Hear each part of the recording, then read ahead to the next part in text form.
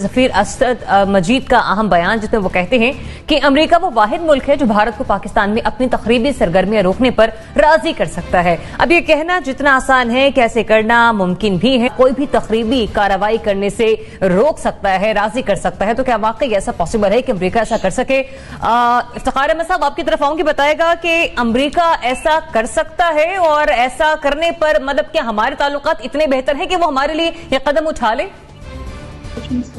पाकिस्तान की बात कर रहे हैं ना आप, अमेरिका पाकिस्तान के बारे में, उस पाकिस्तान के बारे में जिसके दो टुकड़े करने में अमेरिका खामोशी से देखता रहा। वो मुल्क जो यूनाइटेड नेशन बनने के बाद दो हिस्सों में तकसीम कर दिया गया और अमेरिका देखता रहा खामोशी से। क्या रोल था अमेरिका को उस वक्त? क्या अमेरिका के तल्लुकात आज के मुकाबले में उस वक्त आपके साथ बेहतर नहीं थे? क्या आप उसके ज्यादा हलीफ नहीं थे उस वक्त? मैं तो हैरान हूं कि हमारे सफीर क्यों ऐसी गैर जिम्मेदाराना गुफ्तगू करने के आदी हो गए, जिसको वो साबित नहीं कर सकते हिस्टोरिकली और प्रैक्टिकली।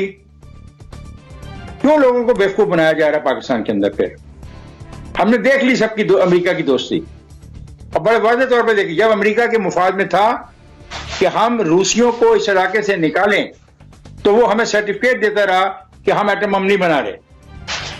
पर्सनल अमेंडमेंट को रोके रखा, उसका इतलाक हमारे पे नहीं होने दिया तब तक जब तक हम उनके मुफाद में जंग लड़ रहे थे।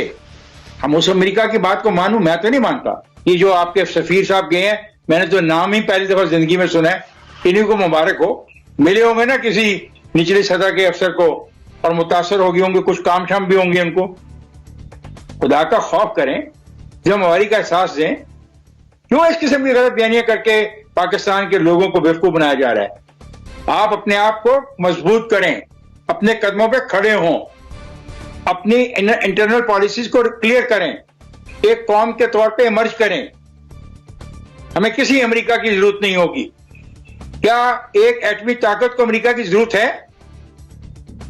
हद कर दी। कौन साहब है ये? मैं तो जानता भी नहीं है कब गए हैं और ये किस कौन सी इज ये प्रोफेशनल डिप्लोमेट और कोई पॉलिटिकल अपॉइंटमेंट ही है? डॉक्टर साहब आपने सुना, मोना कह रही है कि अफगान पीस प्रोसेस के सिलसिले में पाकिस्तान के कंधों पर एक भारी जिम्मेदारी है, एक बोझ है जो पाकिस्तान ने अमेरिका के लिए अपने कंधों पर उठा रखा है। एक ये भी रास्ता है जो होकर जाता है कि हम कह सके कि हाँ हमने ये किया, अब आपका भी वक्त है हमारे लिए।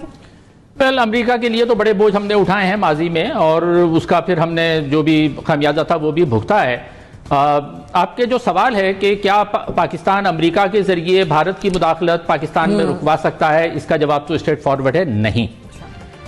क्यों कि किसी की भी मुदाखलत रोकने की बुनियादी जिम्मेदारी हमारे अपने ऊपर आती है। मसलन 1965 की वॉर थी, हम इस काबिल थे कि भारत का हमला लाहौर पर रोक सकें, हमने भारत को लाहौर में घुसने से रोक दिया। हालांकि अमेरिका ने सप्लाई बंद कर दी थी, सब कुछ था, लेकिन हम इस काबिल थे। 71 में हम नहीं कर सके, हमें हथियार डालने पड़े और हम इंतजार करते रहे कि अमेरिका का जो बेड़ा है वो आ रहा है, 7वां बेड़ा वो नहीं पहुंचा और हमारा आधा मुल्क अलग हो गया। तो इन दो मिसालों से क्या वाज़ेह होता है? इन दो मिसालों से बिल्कुल वाज़ेह होता है कि अगर आप खुद मजबूत हैं तो आप किसी की मुदाखलत रोक सकते हैं। अब यहां पर हमारी अपनी जिम्मेदारी आती है ना। एक तरफ तो देखिए, दुनिया एक ग्लोबल विलेज है ना, जो एक गांव है। हम गांव में रहते हैं, हम एक दिन तो ये दावा करते हैं कि जी हम बहुत मजबूत हैं, हमारा दिफा मजबूत है, अगर किसी ने हमारी तरफ मैली आंख से उठाकर देखा तो हम उसका मुंह तोड़ देंगे, हम ये नहीं करेंगे। और फिर उसके अगले दिन हम उसी गांव में निकल के शोर मचाते हैं कि देखो पड़ोसी हमारे घर में कूद रहा है। तो अब दुनिया हमारी क्या सुनेगी? वो कहेगी यार तुम एक दिन एक बात करते हो, दूसरे दिन दूसरी बात करते हो। तो मोहल्ले वाले जो हैं वो क्यों हमारी तरफ से मुदाखलत करेंगे जब हम खुद कह रहे हैं कि हमारा दफा बहुत मजबूत है? जब मजबूत है तो फिर भाई रोक लो ना उसको। जब नहीं रोक पाते तो फिर आप दुनिया की तरफ देखते हैं। अमेरिका को तो छोड़ दें, आप सऊदी अरब और यूएई की मिसाल लें। अभी बात की गई कि हमारे बड़े तजुर्बेकार वजीर खारजा हैं, उन वजीर खारजा का ये हाल है कि जब वो दुबई जाते हैं एक रोजा दौरे पे तो वहाँ यूएई जाते हैं तो यूएई के हुक्मरान भी उनसे नहीं मिलते।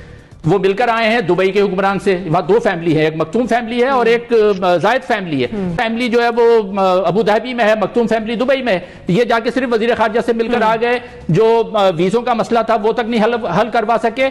हम पिछले 1.5 साल में कश्मीर के मसले पर एक OIC का इजलास हम सऊदी अरब के जरिए नहीं बुलवा सके।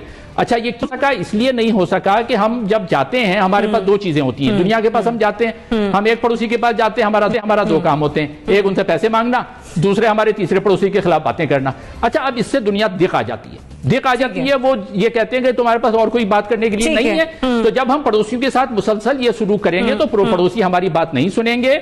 अल्टीमेटली हतमी तौर पर किसी की मुदाखलत रोकना ये हमारी जिम्मेदारी है।